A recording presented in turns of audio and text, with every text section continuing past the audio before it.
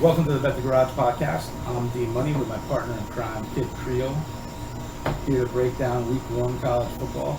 How you feeling, Kid, after those Week 0 games? I'm glad. I'm happy. I feel as good it's over. You know, I mean, the only exciting thing for me was that Vanderbilt won that game 63-10. They whipped that ass. I mean, I got over 2.5 for the season. I think, win one more game, 2 more games, 2 out of the next 3, they'll be fine. I mean, because that's it. They're done after that. But I'm ready to watch Week 1 and a lot of exciting games. All right, so today we're going to break down the Thursday and Friday games. On tomorrow's podcast, tune in.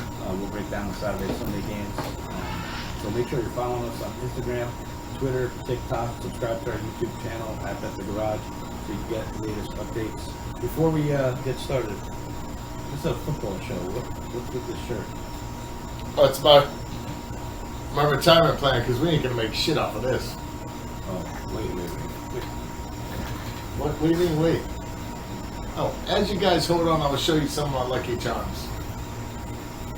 A good friend of mine gave me this elephant a long time ago.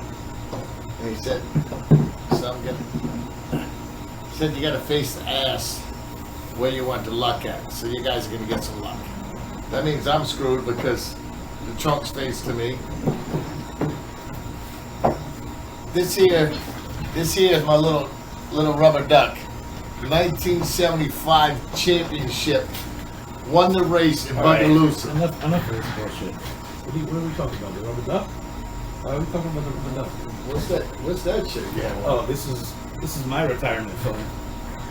Like it? Is that a Shiba dog? Nah. Oh, Shiba dog. Nah. It's my retirement film. Well, good luck with that.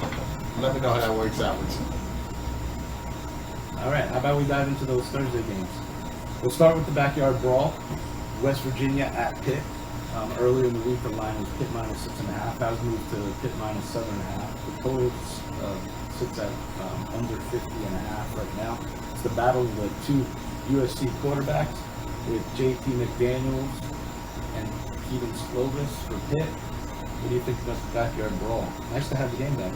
No, I mean, originally, I like Pitt minus 6.5, but, I'm going the other way. I mean, I'll take the West Virginia plus 7.5. I mean, a whole point and a half. I'll take West Virginia. Yeah, I think both defenses could make stops here, but I do think both pass defenses are susceptible in this game. So I do think they could play in the 20s. Let's talk about, real quick, Central Michigan versus Oklahoma State. Opened up Oklahoma State minus 20.5. Now it's at 22.5. The total also jumped 2 points from 57.5 to 59.5. Any thoughts on Central Michigan and Oklahoma State? And Central Michigan lost a lot of talent. I mean, I think they would cover 22.5. I mean, it did jump, and I'm okay with it, but I think they would cover 22.5. Yeah, I don't really like the 22.5. I kind of lean Central Michigan first half. Oklahoma State tends to start these first games of the season off a little slow. Let's touch on Ball State, Tennessee. I know you don't have anything on this game, but if you listen to the SEC shows, I'm high on Tennessee and Hendon Hooker. Chris. What? No.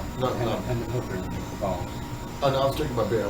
So the line here has jumped 2 points from 33.5 to 35.5. The total sits at 68.5, which I think they'll get there, but it's a little too high for me for the first game here.